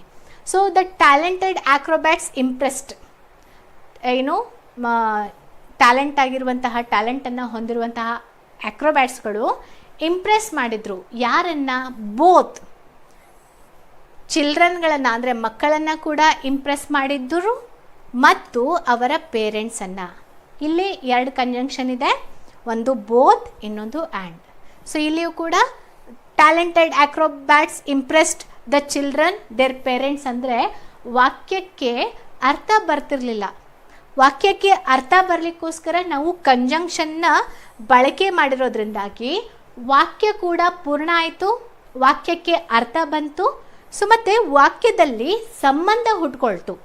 ಸೊ ಅದಕ್ಕೆ ನಾವು ಕಂಜಂಕ್ಷನ್ ಇದೆಯಲ್ಲ, ಪ್ರಮುಖವಾಗಿ ವಾಕ್ಯಗಳನ್ನು, ಪದಗಳನ್ನು, ಫ್ರೇಸಸ್ಗಳನ್ನು ಜೋಡಣೆ ಮಾಡುತ್ತೆ ಅಂತ ಹೇಳ್ಬೋದು. ಲಾಸ್ಟ್ ಒನ್, ಪಾರ್ಟ್ಸ್ ಆಫ್ ಸ್ಪೀಚ್ನಲ್ಲಿ 8ನೆಯ ಪಾರ್ಟ್ಸ್ ಆಫ್ ಸ್ಪೀಚ್ ಯಾವುದು ಅಂದರೆ ಇಂಟರ್ಜೆಕ್ಷನ್ ಅಂತ ಹೇಳ್ಬೋದು. ಇಂಟರ್ಜೆಕ್ಷನನ್ನು ಕನ್ನಡದಲ್ಲಿ ಪ್ರಕ್ಷೇಪಣ ಅಂತ ಕರಿತೀವಿ. ಸೊ ನಿಮ್ಮ ನಾಲೆಜ್ಗೋಸ್ಕರ ನಾನು ಕನ್ನಡದಲ್ಲಿ ಇಂಗ್ಲೀಷ್ನಲ್ಲಿ ಏನೇನಿದೆ ಅಲ್ಲ, ಸ್ಟಾರ್ಟಿಂಗ್ನಲ್ಲಿನೇ ಕೇವಲ ಇಂಗ್ಲೀಷ್ ಟು ಇಂಗ್ಲೀಷ್ ಮಾಡ್ಕೊಂಡು ಹೋದರೆ ನಿಮಗೆ ಅರ್ಥ ಆಗಲ್ಲ ಅಂತ, ನೀವು ಆಮೇಲೆ ವಿಡಿಯೋನ ನೋಡಿದರೂ ಕೂಡ ನೀವು ಓದಲಿಕ್ಕೆ ಈಸಿ ಆಗಲಿ ಅಂತ ಇಂಗ್ಲೀಷ್ನಲ್ಲಿ ಇರೋದನ್ನು ನಾನು ಕನ್ನಡದಲ್ಲೇ ಟ್ರಾನ್ಸ್ಲೇಟ್ ಮಾಡಿ ಇಲ್ಲಿ ಕೊಟ್ಟಿದ್ದೀನಿ. ಸೊ ಇಂಟರ್ಜೆಕ್ಷನ್ 8ನೆಯ ಪಾರ್ಟ್ಸ್ ಆಫ್ ಸ್ಪೀಚ್. ಇಂಟರ್ಜೆಕ್ಷನ್ ಅಂದರೆ ಏನು? ಈಗ ಈ ಸೆಂಟೆನ್ಸ್ಗಳನ್ನು ಓದ್ತಾ ಹೋದಾಗ ನಿಮಗೆ ಮೇ ಬಿ ಒಂದು 100ನಲ್ಲಿ ಒಂದು 50% ಅರ್ಥ ಆಗಬಹುದು, ಆಗದೇನೂ ಇರ್ಬೋದು. ಆದರೆ ಎಕ್ಸಾಂಪಲ್ ತೋರಿಸ್ತೀನಲ್ಲ, ಅವಾಗ ನೀವೇ ಹೇಳ್ತೀನಿ, ಅಯ್ಯೋ ಇದನ್ನು ಇಂಟರ್ಜೆಕ್ಷನ್ ಅಂತ ಕರಿತೀವ, ಇದನ್ನು ಪ್ರಕ್ಷೇಪಣ ಅಂತ ಕರಿತೀವ ಅಂತ ನೀವು ಹೇಳ್ಕೊತೀರಾ. ಆದರೆ ಅರ್ಥನೂ ಗೊತ್ತಿರಬೇಕಲ್ಲ, ಅದಕ್ಕೆ ನೋಡ್ತಾ ಹೋಗೋಣ. An interjection is a word or a phrase use to express a feeling or to request or demand something. So ಪ್ರಕ್ಷೇಪಣ ಪದಗಳನ್ನು ಭಾವನೆಯನ್ನು ವ್ಯಕ್ತಪಡಿಸಲು ಅಥವಾ ಏನನ್ನಾದರೂ ವಿನಂತಿಸಲು ಅಥವಾ ಬೇಡಿಕೆ ಮಾಡಲು ಬಳಸುವ ಪದ ಅಥವಾ ಪದಗುಚ್ಛ ಆಗಿದೆ. ಮನುಷ್ಯ ಅಂದಮೇಲೆ ಫೀಲಿಂಗ್ಸ್ ಇರುತ್ತೆ, ಡಿಮ್ಯಾಂಡ್ ಇರುತ್ತೆ. ಸೊ ಎಲ್ಲವನ್ನ ನಾವು ಎಕ್ಸ್ಪ್ರೆಸ್ ಮಾಡ್ತೀವಲ್ವ, ನಮ್ಮ ಭಾವನೆಗಳನ್ನು, ಸಿಟ್ಟಾಗಿರ್ಬೋದು, ಮದ ಮತ್ಸರ, ಖುಷಿ, ದುಃಖ ಎಲ್ಲವನ್ನು ಎಕ್ಸ್ಪ್ರೆಸ್ ಮಾಡುವಂತಹ 9 ನವರಸಗಳು ಇದೆಯಲ್ಲ. ಸೊ ಆ ನವರಸಗಳನ್ನು ನಾವೇನು ಮಾಡ್ತೀವಿ? ಬೇರೆ ಬೇರೆ ಪದಗಳೊಂದಿಗೆ ಎಕ್ಸ್ಪ್ರೆಸ್ ಮಾಡ್ತೀವಿ. ಆ ನವರಸಗಳನ್ನು ಎಕ್ಸ್ಪ್ರೆಸ್ ಮಾಡಲಿಕ್ಕೆ ನಾವು ಬಳಕೆ ಮಾಡುವಂತಹ ಪದಗಳೇ ಇಂಟರ್ಜೆಕ್ಷನ್ ಆಗತ್ತೆ. ಹೌದಾ? Okay. So interjection add meaning to a sentence or context by expressing a feeling, making a demand or emphasising a thought. So interjection ಕೆಲಸ ಏನು? ಇಂಟರ್ಜೆಕ್ಷನ್ ಇದೆಯಲ್ಲ, ಭಾವನೆಯನ್ನು ವ್ಯಕ್ತಪಡಿಸುವ ಮೂಲಕ ಒಬ್ಬ ವ್ಯಕ್ತಿ ತನ್ನ ಭಾವನೆಯನ್ನು ವ್ಯಕ್ತಪಡಿಸುವ ಮೂಲಕ ಅಥವಾ ಆತನ ಬೇಡಿಕೆಯನ್ನು, ಡಿಮ್ಯಾಂಡನ್ನು ಮಾಡುವ ಮೂಲಕ ಅಥವಾ ತನ್ನ ಆಲೋಚನೆಗಳನ್ನು ಒತ್ತು ನೀಡುವ ಮೂಲಕ ವಾಕ್ಯ ಅಥವಾ ಸಂದರ್ಭಕ್ಕೆ ಅರ್ಥವನ್ನು ಸೇರಿಸುವಂತಹ ಪದಗಳೇ ಏನಾಗತ್ತೆ? ಇಂಟರ್ಜೆಕ್ಷನ್. ಸೊ ರೈಟ್ ನೌ, ಇವಾಗ ಸದ್ಯಕ್ಕೆ ನಾನು ಹೇಳ್ತಿರುವಾಗ ಬೇರೆ ಬೇರೆ ಎಕ್ಸ್ಪ್ರೆಷನ್ ಹೇಳ್ತಾ ಇದ್ದೀನಿ. ಸೊ ಎಕ್ಸ್ಪ್ರೆಷನ್ ಕೊಡಲಿಕ್ಕೂ ಕೂಡ ಮುಖದ ಹಾವಭಾವ ಇರುತ್ತೆ. ಮುಖದ ಹಾವಭಾವದೊಂದಿಗೆ ಬಾಯಿಂದ ಬರುವಂತಹ ವರ್ಡ್ಸ್ಗಳು ಕೂಡ ಇರುತ್ತೆ. ಆ ಫೀಲಿಂಗ್ಸ್, ಡಿಮ್ಯಾಂಡ್ ಆಗಿರ್ಬೋದು, ಖುಷಿ ಆಗಿರ್ಬೋದು, ದುಃಖ ಆಗಿರ್ಬೋದು, ಸಿಟ್ಟಾಗಿರ್ಬೋದು, ಸೊ ಅದನ್ನೆಲ್ಲ ನಾವು ಪದಗಳ ಮೂಲಕ ಸೂಚನೆ ಮಾಡೋದೇ ಇಂಟರ್ಜೆಕ್ಷನ್ ಆಗಿದೆ. ಓಕೆ, ಸೊ ಪ್ರಕ್ಷೇಪಣಗಳು ಒಂದೇ ಪದ ಅಥವಾ ಪದಗುಚ್ಛ ಆಗಿರ್ಬೋದು, ಕೇವಲ ಒಂದು ವರ್ಡ್ ಆಗಿರ್ಬೋದು ಅಥವಾ ವರ್ಡ್ಗಳ ಗುಂಪಾಗಿರ್ಬೋದು, ಮತ್ತು ಅವುಗಳನ್ನು ಸ್ವಂತವಾಗಿ ಅಥವಾ ವಾಕ್ಯದ ಭಾಗವಾಗಿ ಬಳಸ್ಬೋದು. ಕೇವಲ ಒಂದೇ ಒಂದು ಪ್ರಕ್ಷೇಪಣೆಯನ್ನು ಯೂಸ್ ಮಾಡೋ ಮೂಲಕ ಆ ಸಿಚುವೇಶನ್ಗೆ ತಕ್ಕಂತೆ ನಾವು ಎಕ್ಸ್ಪ್ರೆಷನ್ ಕೊಡ್ಬೋದು. ಅದನ್ನು, ಈ ಪ್ರಕ್ಷೇಪಣಗಳನ್ನು ಅಥವಾ ಇಂಟರ್ಜೆಕ್ಷನ್ಗಳನ್ನು ಒಂದು ವಾಕ್ಯದಲ್ಲಿ ಬೇಕಾದರೂ ಬಳಸ್ಬೋದು ಅಥವಾ ಕೇವಲ ಒಂದೇ ಒಂದು ಇಂಟರ್ಜೆಕ್ಷನನ್ನು ಕೂಡ ಬಳಕೆ ಮಾಡ್ಬೋದು. ಇನ್ನೊಮ್ಮೆ ಹೇಳಿಬಿಡ್ತೀನಿ. Okay, an interjection is a word or phrase used to express a feeling or to request or demand something. Interjection add meaning to a sentence or context by expressing a feeling, making a demand or emphasizing a thought anta. ಆಮೇಲೆ interjection can be either a single word or a phrase and they can be used on their own or as a part of a sentence. So ಕನ್ನಡದಲ್ಲಿ ಈಸಿಯಾಗಿ ಅರ್ಥ ಆಗುತ್ತೆ ನಿಮಗೆ. So conjunction ಭಾವನೆಯನ್ನು ವ್ಯಕ್ತಪಡಿಸುವ ಅಥವಾ ಏನನ್ನಾದರೂ ವಿನಂತಿ ಮಾಡಲಿಕ್ಕೆ ಅಥವಾ ಯಾವುದಾದ್ರೂ ಬೇಡಿಕೆಯನ್ನು ಮಾಡಲಿಕ್ಕೆ ಬಳಕೆ ಮಾಡುವಂತಹ ಪದ ಅಥವಾ ಪದಗಳ ಗುಂಪಾಗಿದೆ. ಸೊ ಪ್ರಕ್ಷೇಪಣ ಭಾವನೆಯನ್ನು ವ್ಯಕ್ತಪಡಿಸುವ ಮೂಲಕ, ಬೇಡಿಕೆಯನ್ನು ಮಾಡುವ ಮೂಲಕ ಅಥವಾ ಆಲೋಚನೆಗೆ ಒತ್ತು ನೀಡುವ ಮೂಲಕ ವಾಕ್ಯ ಅಥವಾ ಸಂದರ್ಭಕ್ಕೆ ಅರ್ಥವನ್ನು ಕೊಡುವಂತಹ ಪದಗಳೇ ಇಂಟರ್ಜೆಕ್ಷನ್ ಆಗಿದೆ. ಸೊ ಇಂಟರ್ಜೆಕ್ಷನ್ ಕೇವಲ ಒಂದು ಪದದಲ್ಲಿ ನಾವು ಹೇಳ್ಬೋದು ಅಥವಾ ಒಂದು ಪದಗುಚ್ಛ ಆಗಿರ್ಬೋದು. ಸೊ ಅವುಗಳನ್ನು ಒಂದೇ ಒಂದು ವರ್ಡ್ ಯೂಸ್ ಮಾಡ್ಬೋದು ಅಥವಾ ಒಂದು ವಾಕ್ಯದ ಭಾಗವಾಗಿ ಯೂಸ್ ಮಾಡ್ಬೋದು. ಈಗ ಇಷ್ಟು ಹೇಳಿದೆ, ನಿಮ್ಗೆ ಎಷ್ಟು ಅರ್ಥ ಆಯಿತೋ ಗೊತ್ತಿಲ್ಲ. ಆದರೆ ನಾನು ಇವಾಗ ಸದ್ಯಕ್ಕೆ ಹೇಳುವಂಥ ಎಕ್ಸಾಂಪಲ್ ಇದೆಯಲ್ಲ, ಇಂಟರ್ಜೆಕ್ಷನ್ ಏನಿದೆ ಅಂತ 100% ನಿಮಗೆ ಅರ್ಥ ಮಾಡಿಸ್ಬಿಡತ್ತೆ. ಥಿಯರಿ ಅರ್ಥ ಆಗದೇ ಇದ್ರೂ ಕೂಡ ಎಕ್ಸಾಂಪಲ್ ಕೊಟ್ಬಿಡ್ತೀನಿ. ಓಕೆ, ಈಗ ಮ್ಯಾಚ್ ನಡೀತಾ ಇದೆ, ಕ್ರಿಕೆಟ್ ಮ್ಯಾಚ್ ನಡೀತಾ ಇದೆ ಅಂತ ಅಂದ್ಕೊಳ್ಳಿ. ಸೊ ಇಂಡಿಯಾ 6-4 ಹಾಕ್ತಾನೆ ಇದೆ, ಸ್ಕೋರ್ ಇದೆಲ್ಲ ತುಂಬ ಚೆನ್ನಾಗಿ ಹೋಗ್ತಾ ಇದೆ. ಸೊ 6 ಹಾಕಿದಾಗ ನೀವೇನು ಹೇಳ್ತೀರಾ? ಹುರ್ರೇ, ಅಥವಾ ನಾವು ಗೆದ್ಬಿಟ್ವಿ ಅಂದರೆ ಹುರ್ರೇ ನಾವು ಗೆದ್ಬಿಟ್ವಿ, ಎಷ್ಟು ಕೂಗಾಡ್ತೀವಿ, ಜಿಗ್ದಾಡ್ತೀವಿ, ಹೌದಾ? ಸೊ ಅಲ್ಲಿ ಹುರ್ರ, ಓಹೋ, ಅಯ್ಯೋ ಇದೆಲ್ಲ ವರ್ಡ್ ಯೂಸ್ ಮಾಡ್ತೀವಲ್ವಾ ನಮ್ಮ ಭಾವನೆಯನ್ನು ಎಕ್ಸ್ಪ್ರೆಸ್ ಮಾಡಲಿಕ್ಕೆ. ಈ ಭಾವನೆಯನ್ನು ಎಕ್ಸ್ಪ್ರೆಸ್ ಮಾಡುವಂತಹ ಪದಗಳೇ ಏನು? ಇಂಟರ್ಜೆಕ್ಷನ್. ಇಲ್ಲಿ ನೋಡ್ಬೋದು, ಅದೇ ನಾವು ಕನ್ನಡದಲ್ಲಿ ಯೂಸ್ ಮಾಡ್ತೀವಿ, ಇದು ಇಂಗ್ಲೀಷ್ನಲ್ಲಿ ಅಂತ.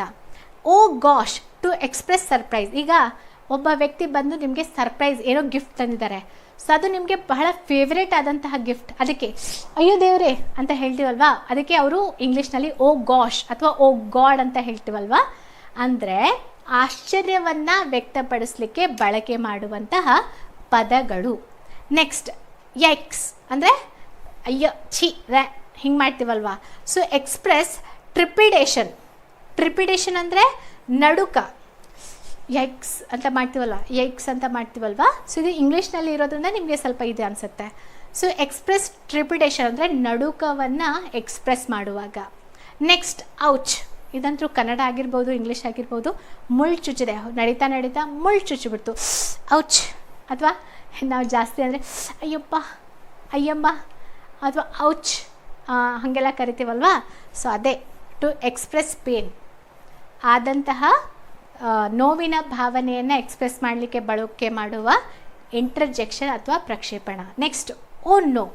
ಈಗ ಏನೋ ಕೆಲಸ ಮಾಡ್ಲಿಕ್ಕೆ ಹೋಗಿರ್ತೀರ, ಅಡುಗೆ ಮನೆಗೆ ಚಹಾ ಮಾಡ್ಲಿಕ್ಕೆ ಹೋಗಿರ್ತೀರ, ಸಡನ್ನಾಗಿ ಹಾಲೆಲ್ಲ ಚೆಲ್ಬಿಡ್ತು, ಅಯ್ಯೋ ಅಂತ ಮಾಡ್ತಿರಲ್ವಾ. ಅದನ್ನೇ ಇಂಗ್ಲೀಷ್ನಲ್ಲಿ ಓ ನೋ ಅಂತ ಮಾಡೋದು ಅಷ್ಟೇ.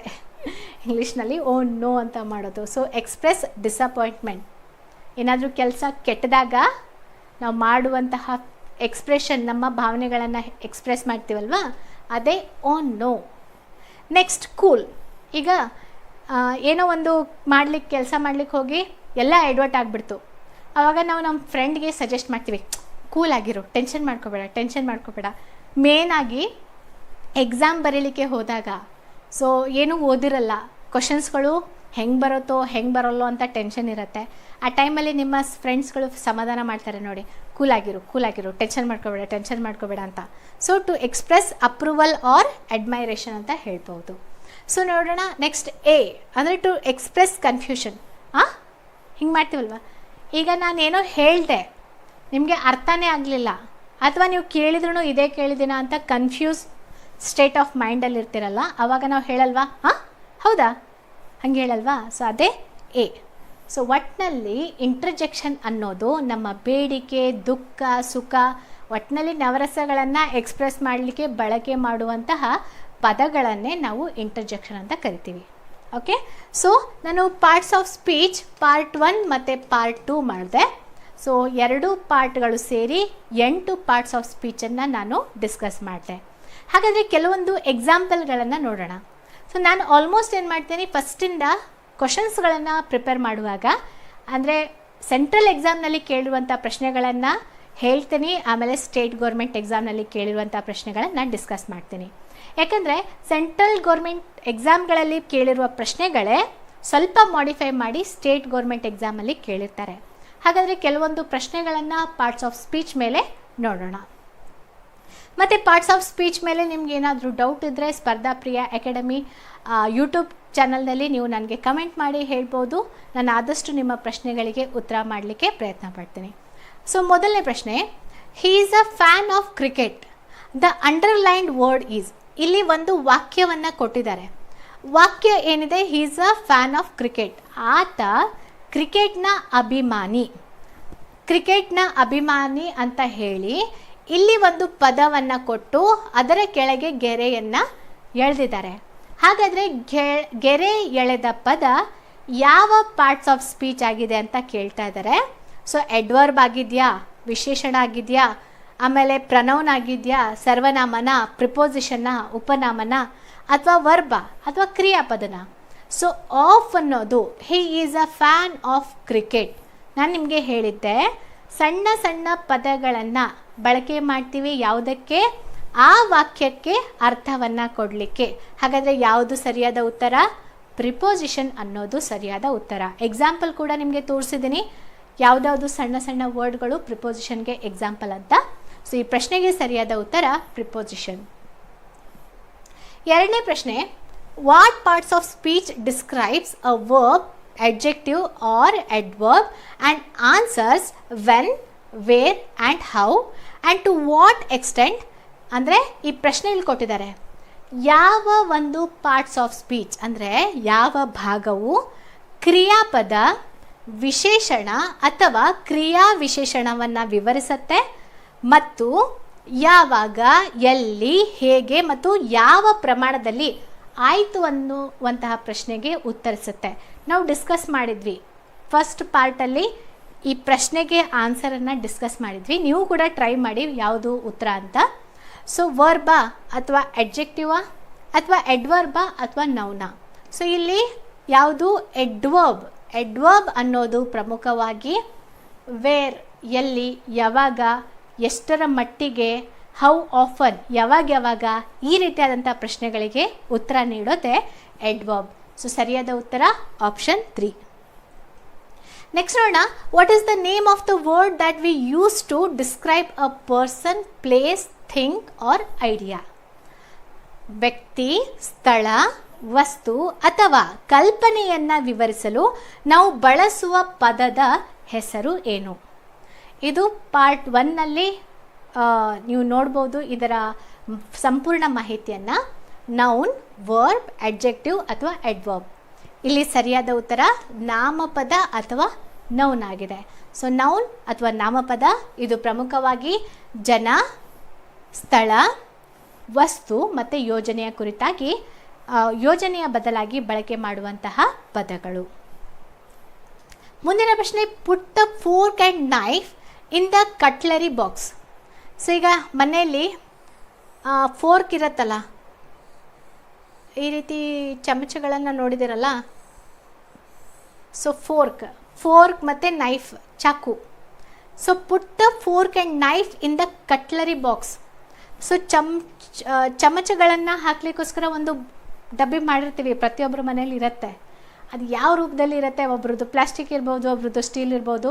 ಸೊ ಇಂಗ್ಲೀಷ್ನಲ್ಲಿ ನಾವು ಸ್ಟೈಲ್ ಆಗಿ ಕಟ್ಲರಿ ಅಂತ ಹೇಳ್ತೀವಿ, ಯಾಕಂದರೆ ಪರ್ಟಿಕ್ಯುಲರ್ ಆಗಿ ಅವುಗಳಿಗೆ ಪ್ಲೇಸ್ ನಿರ್ಧಾರ ಮಾಡಿರೋ ರೀತಿಯಲ್ಲಿ ಅರೇಂಜ್ ಮಾಡಿರ್ತಾರೆ. ಸೊ ಇಲ್ಲಿ ಸೆಂಟೆನ್ಸ್ ಏನು ಹೇಳ್ತಾ ಇದೆ, ಸೊ ಏನು ಹೇಳ್ತಿದ್ದಾರೆ, ಫೋರ್ಕ್ ಮತ್ತು ನೈಫನ್ನು ಆ ಕಟ್ಲರಿ ಬಾಕ್ಸ್ ಒಳಗೆ ಹಾಕಿ, ಫೋರ್ಕ್ ಮತ್ತು ನೈಫನ್ನು ಆ ಕಟ್ಲರಿ ಬಾಕ್ಸ್ ಒಳಗೆ ಹಾಕಿ. ಸೊ ಇಲ್ಲಿ ಯಾವುದರೊಳಗೆ ಹಾಕಿ, ಇನ್ ಒಳಗೆ ಹಾಕಿ ಅಂತ ಹೇಳ್ತಿದ್ದಾರೆ. ಹಾಗಾದರೆ ಇನ್ ಅನ್ನೋದು ಯಾವ ಪದ ಆಗಿದೆ ಅಂತ ಕೇಳಿದ್ದಾರೆ. ಅದು ಪ್ರಿಪೋಸಿಷನ, ವರ್ಬ, ಕಂಜಂಕ್ಷನ ಅಥವಾ ಡಿಟರ್ಮೈನರ ಅಂತ ಕೇಳಿದ್ದಾರೆ. ಸೊ ಇನ್ ಅನ್ನೋದು ಇದು ಪ್ರಿಪೋಸಿಷನ್ ಆಗಿದೆ, ಉಪನಾಮ ಆಗಿದೆ. ಸೊ ನೋಡ್ಕೊಳ್ಳಿ, ಒಂದು ವೇಳೆ ಅರ್ಥ ಆಗ್ತಿಲ್ಲ ಅಂದರೆ ಕ್ಲಾಸನ್ನು ಇನ್ನೊಮ್ಮೆ ನೋಡ್ಕೊಳ್ಳಿ. ಹೌದಾ? ನೆಕ್ಸ್ಟ್ ನೋಡೋಣ. She came slowly up to the main door. ಅವಳು ನಿಧಾನಕ್ಕೆ ಮುಖ್ಯ ಬಾಗಿಲ ಹತ್ರ ಬಂದ್ಲು. ಹೆಂಗೆ ಬಂದ್ಲು? ಸ್ಲೋಲಿ, ನಿಧಾನವಾಗಿ. ಇಲ್ಲಿ ವಿಶೇಷಣವನ್ನು ತೋರಿಸ್ತಾ ಇದೆ. ಈ ವಾಕ್ಯದಲ್ಲಿ ಏನು ವಿಶೇಷಣವನ್ನು ತೋರಿಸ್ತಾ ಇದೆ. ಹೆಂಗೆ ಬಂದ್ಲು? ನಿಧಾನವಾಗಿ ಬಂದ್ಲು. ಹಾಗಾದರೆ ನಿಧಾನವಾಗಿ ಬಂದ್ಲು ಅನ್ನೋದು ಏನಾಗಿದೆ? ನಾವು ಎಕ್ಸ್ಪ್ಲೇನ್ ಮಾಡಿರೋ ಪ್ರಕಾರ ಇದು ಎಡ್ವರ್ಬ್ ಆಗಿದೆ. ಏನಾಗಿದೆ? ಎಡ್ವರ್ಬ್. ಸೊ ವ್ಯಕ್ತಿಯ ವಿಶೇಷತೆಯನ್ನು ಸೂಚನೆ ಮಾಡಲಿಕ್ಕೆ, ವ್ಯಕ್ತಿ, ಸ್ಥಳ, ವಸ್ತು ಅದರ ವಿಶೇಷತೆಯನ್ನು ಸೂಚನೆ ಮಾಡುವ ಪದ ಎಡ್ವರ್ಬ್. ಹೌದಾ? ಸ್ಲೋಲಿ ಅನ್ನೋದು ಎಡ್ವರ್ಬ್ ಆಗಿದೆ. ನೆಕ್ಸ್ಟ್ ನೋಡೋಣ. That police man is a friend of main. ಆ ಪೊಲೀಸ್ ಅಧಿಕಾರಿ ನನ್ನ ಸ್ನೇಹಿತ. ಆ ಪೊಲೀಸ್ ಅಧಿಕಾರಿ ನನ್ನ ಸ್ನೇಹಿತ. ಹಾಗಾದರೆ ಮೈನ್ ಅನ್ನೋದು ಏನು? ಇದು ಎಡ್ಜೆಕ್ಟಿವ, ನೌನ, ಪ್ರನೌನ, ವರ್ಬ. ಸೊ ಮೈನ್ ನೌನ್ನ ನಂತರ ಬರುವಂತಹ ಪ್ರನೌನ್ ಇದೆಯಲ್ಲ, ಸೊ ನಾಮಪದದ ಬದಲಾಗಿ ಬಳಕೆ ಮಾಡುವಂತಹ ಪದಗಳನ್ನು ಪ್ರನೌನ್ ಅಂತ ಕರಿತೀವಿ. ಇಲ್ಲಿ ನಾಮಪದ ಇಲ್ಲ, ನಾಮಪದದ ಬದಲಾಗಿ ಬಳಕೆ ಮಾಡುವಂತಹ ಪದ ಪ್ರನೌನ್ ಆಗಿದೆ ಮೈನ್ ಅನ್ನೋದು. ನೆಕ್ಸ್ಟ್ ಪ್ರಶ್ನೆ ನೋಡೋಣ. Would you like chocolate or vanilla? ಇಲ್ಲಿ 2 ಆಪ್ಷನ್ ಕೊಟ್ಟಿದ್ದಾರೆ. ನಿಮ್ಮ ಮನೆಗೆ ಗೆಸ್ಟ್ ಬಂದಿದ್ದಾರೆ ಅಂತ ಅಂದ್ಕೊಳ್ಳಿ. ಸೊ ಗೆಸ್ಟ್ ಬಂದಾಗ ನೀವು ಕೇಳ್ತೀರಾ, ಸಣ್ಣ ಮಕ್ಕಳಿದ್ರೆ ನಿಮಗೆ ಯಾವ ಫ್ಲೇವರ್ ಐಸ್ ಕ್ರೀಮ್ ಬೇಕು, ವೆನಿಲಾ ಫ್ಲೇವರ್ ಬೇಕಾ ಅಥವಾ ಚಾಕ್ಲೇಟ್ ಫ್ಲೇವರ್ ಬೇಕಾ ಅಂತ. ಇಲ್ಲಿ ನಿಮಗೆ 2 ಆಪ್ಷನ್ ಕೊಟ್ಟಿದ್ದಾರೆ. ಸೊ ಆಪ್ಷನ್ಗೆ ಒಂದು ಪದವನ್ನು ಬಳಕೆ ಮಾಡಿದ್ದಾರೆ, 2ರ ನಡುವೆ ಲಿಂಕನ್ನು ಕ್ರಿಯೇಟ್ ಮಾಡಲಿಕ್ಕೆ. ಹಾಗಾದರೆ 2ರ ನಡುವೆ ಲಿಂಕನ್ನು ಕ್ರಿಯೇಟ್ ಮಾಡಲಿಕ್ಕೆ ಬಳಕೆ ಮಾಡುವಂತಹ ಪದ ಯಾವುದು? ಕಂಜಂಕ್ಷನ್. ಹೌದಾ? ನಾನು ನಿಮಗೆ ಹೇಳಿದ್ದೀನಿ ಕೂಡ ಕಂಜಂಕ್ಷನ್ನಲ್ಲಿ ಎಂತಹ ಪದಗಳು ಬರುತ್ತೆ ಅಂತ. Would you like chocolate, chocolate ಬೇಕಾ ಅಥವಾ ವೆನಿಲಾ ಬೇಕಾ? ಸೊ ಆರ್ ಅನ್ನೋದು ಏನಾಗತ್ತೆ? ಕಂಜಂಕ್ಷನ್ ಆಗತ್ತೆ. ಹೌದಾ?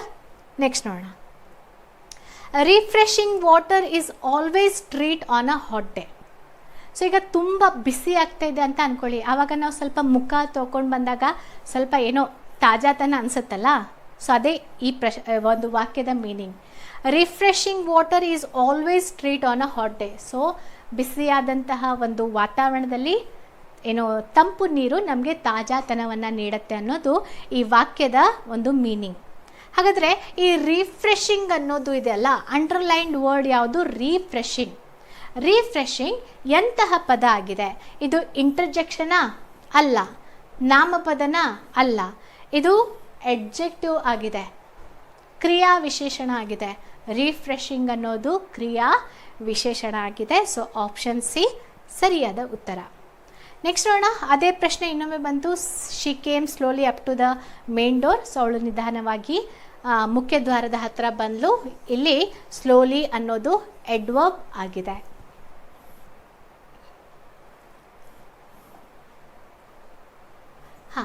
ಸೊ ನೆಕ್ಸ್ಟ್ ಪ್ರಶ್ನೆ ನೋಡೋಣ. I prefer making toys for my children rather then buying them in the toy store. So ಇಲ್ಲಿ ವಾಕ್ಯ, ಈಗ ಇಂಗ್ಲೀಷನ್ನು ಕಲಿಬೇಕಾದ್ರೆ ಮೊದಲು ಇಂಗ್ಲೀಷ್ನಲ್ಲಿ ಇರುವಂತಹ ವಾಕ್ಯವನ್ನು ಕನ್ನಡದಲ್ಲಿ ಅರ್ಥ ಮಾಡ್ಕೊಳ್ಳಿಕ್ಕೆ ಪ್ರಯತ್ನ ಪಡಬೇಕು. ಡೈರೆಕ್ಟಾಗಿ ಏನೋ ಒಂದು ಟ್ರೈ ಮಾಡ್ತೀನಿ ಅಂತ ಹೋದರೆ ಅದು ಕೆಲವೊಂದು ಸಲ ಕರೆಕ್ಟ್ ಆಗ್ಬೋದು, ಕೆಲವೊಂದು ಸಲ ತಪ್ಪಾಗ್ಬೋದು. ಆದರೆ ಆಲ್ಮೋಸ್ಟ್ ತಪ್ಪಾಗುವಂತಹ ಸಾಧ್ಯತೆ ಇದೆ. ಯಾಕಂದರೆ ಆ ಪದ ಏನಿದೆ ಅಂತ ಗೊತ್ತಿಲ್ಲ, ವಾಕ್ಯ ಏನಿದೆ ಅಂತ ಗೊತ್ತಿಲ್ಲ. ಅದು ಯಾವ ರೀತಿ ಆಗುತ್ತೆ ಅಂತ ಹೇಳ್ತೀನಿ ನೋಡಿ. ಒಬ್ಬ ಚೈನೀಸ್ ಬಂದು ನಮ್ಮ ಮುಂದೆ ಅವನ ದುಃಖ ಹೇಳ್ಕೊಡ್ತಿದ್ದಾನೆ ಅನ್ನೋ ರೀತಿಯಲ್ಲಿ ಆಗತ್ತೆ. ಅವನು ಹೇಳ್ತಿರೋದು ನಮಗೆ ಏನೂ ಗೊತ್ತಾಗಲ್ಲ, ನಾವೇನು ರೆಸ್ಪಾಂಡ್ ಮಾಡಬೇಕು ಅನ್ನೋದು ಗೊತ್ತಾಗಲ್ಲ. ಸೊ ಇಂಗ್ಲೀಷನ್ನು ಕೂಡ ಅಲ್ಪ ಸ್ವಲ್ಪ ಆದರೂ ಅರ್ಥ ಮಾಡ್ಕೋಬೇಕು ಈ ವಾಕ್ಯದಲ್ಲಿ ಏನಿದೆ ಅಂತ. ಇಲ್ಲಿ ಏನು ಹೇಳ್ತಿದ್ದಾರೆ? I prefer making toys for my children. ಒಬ್ಬಳು ತಾಯಿ ಏನು ಹೇಳ್ತಿದ್ದಾಳೆ, ನಾನು ಬೇಕಾದರೆ ನನ್ನ ಮಕ್ಕಳಿಗೋಸ್ಕರ ಆಟಿಕೆ ಸಾಮಾನು ಮಾಡಿಕೊಡ್ತೇನೆ ಹೊರತು ಆಟಿಕೆ ಸಾಮಾನು ಅಂಗಡಿಗೆ ಹೋಗಿ ಅವ್ರಿಗೆ ಆಟಿಕೆ ಕೊಡಿಸಲ್ಲ. ನನ್ನ ಮನೆಯಲ್ಲೇ ಬೇಕಾದರೆ ಆಟಿಕೆಗಳನ್ನು ಮಾಡಿಕೊಡ್ತೇನೆ ಹೊರತು ಮಕ್ಕಳನ್ನು ಆಟಿಕೆ ಸಾಮಾನು ಅಂಗಡಿಗೆ ಕರ್ಕೊಂಡು ಹೋಗಲ್ಲ ಅನ್ನೋದು ವಾಕ್ಯದ ಅರ್ಥ. ಹಾಗಾದರೆ ವಾಕ್ಯದಲ್ಲಿ ಬರುವಂತಹ ಫಾರ್ ಇದೆಯಲ್ಲ, ಅದು ಯಾವ ರೀತಿಯಾದಂತಹ ಪದ ಅಂತ ಕೇಳಿದ್ದಾರೆ. ಇದು ಕಂಜಂಕ್ಷನ್ನ, ಪ್ರಿಪೋಸಿಷನ, ಎಡ್ವರ್ಬ ಅಥವಾ ನೌನ್ ಅಂತ ಕೇಳಿದ್ದಾರೆ. ಇಲ್ಲಿ ಸರಿಯಾದ ಉತ್ತರ ಪ್ರಿಪೋಸಿಷನ್ ಆಗತ್ತೆ. ಫಾರ್ ಅನ್ನೋದು ಇಲ್ಲಿ ಪ್ರಿಪೋಸಿಷನ್ ಆಗತ್ತೆ. ಓಕೆ, ಉಪನಾಮ. ನೆಕ್ಸ್ಟ್ ಸೇಮ್ ಇವಾಗ ನಾವು ಡಿಸ್ಕಸ್ ಮಾಡಿದ್ವಲ್ವ ಹಿಂದಿನ ಇದರಲ್ಲಿ, ಅದೇ ರೀತಿಯಾದಂಥ ಪ್ರಶ್ನೆ, ಚಾಕ್ಲೇಟ್ ಆರ್ ವೆನಿಲಾ. ಸೊ ಇಲ್ಲಿ would you like tea or coffee? ಮನೇಲಿ ಬಂದಾಗ ಗೆಸ್ಟ್ ಕೇಳ್ತೀರಾ, ಚಹಾ ಕುಡಿತೀರಾ ಅಥವಾ ಕಾಫಿ ಕುಡಿತೀರಾ ಅಂತ. ಸೊ ಅದೇ ಪ್ರಶ್ನೆಯನ್ನು ಇಂಗ್ಲೀಷ್ನಲ್ಲಿ would you like tea or coffee. So ಎರಡರಲ್ಲಿ ಯಾವುದು ಬೇಕು? ಯಾವುದು? ಕಂಜಂಕ್ಷನ್ ಬೇಕು. ಅದಕ್ಕೆ ಆಪ್ಷನ್ 1 ಕಂಜಂಕ್ಷನ್ ಸರಿಯಾದ ಉತ್ತರ. ಹಾಂ, ನೆಕ್ಸ್ಟ್ ನೋಡೋಣ. I must clean my room before going to the park. ನಾನು ಪಾರ್ಕ್ಗೆ ಹೋಗೋಕ್ಕಿಂತ ಮುಂಚೆ ನನ್ನ ರೂಮನ್ನು ಕ್ಲೀನ್ ಮಾಡಬೇಕು. I must clean my room before going to the park. ಪಾರ್ಕ್ಗೆ ಹೋಗೋಕ್ಕಿಂತ ಮುಂಚೆ ನಾನು ನನ್ನ ರೂಮ್ನ ಕ್ಲೀನ್ ಮಾಡ್ಕೋಬೇಕು. ಹಾಗಾದರೆ ಅವರು ಇಲ್ಲಿ ಬೇರೆ ಯಾವುದೇ ಪದದ ಕೆಳಗೆ ಅಂಡರ್ಲೈನ್ ಮಾಡಿಲ್ಲ. ಅವರು ಮಾಡಿರೋದು ಪಾರ್ಕ್ ಅನ್ನುವಂತಹ ಪದ. ಪಾರ್ಕ್ ಅಂದರೆ ಏನು? ಸ್ಥಳ. Hospital, school, office, India, Australia, so ಇವೆಲ್ಲ ಸ್ಥಳದ ಲಿಸ್ಟಲ್ಲಿ ಬರುತ್ತೆ. ಸೊ ಹಾಗಾದರೆ ಈ ಪಾರ್ಕ್ ಅನ್ನೋದು ಏನಂತ ಕೇಳಿದ್ದಾರೆ. ಸೊ ಪಾರ್ಕ್ ಅನ್ನೋದು ಸ್ಥಳ, ಅಂದರೆ ನಾಮಪದ. ನಾಮಪದ ಜನ, ಸ್ಥಳ, ಆಮೇಲೆ ವಸ್ತು, ಯೋಜನೆಯನ್ನು, ಐಡಿಯಾ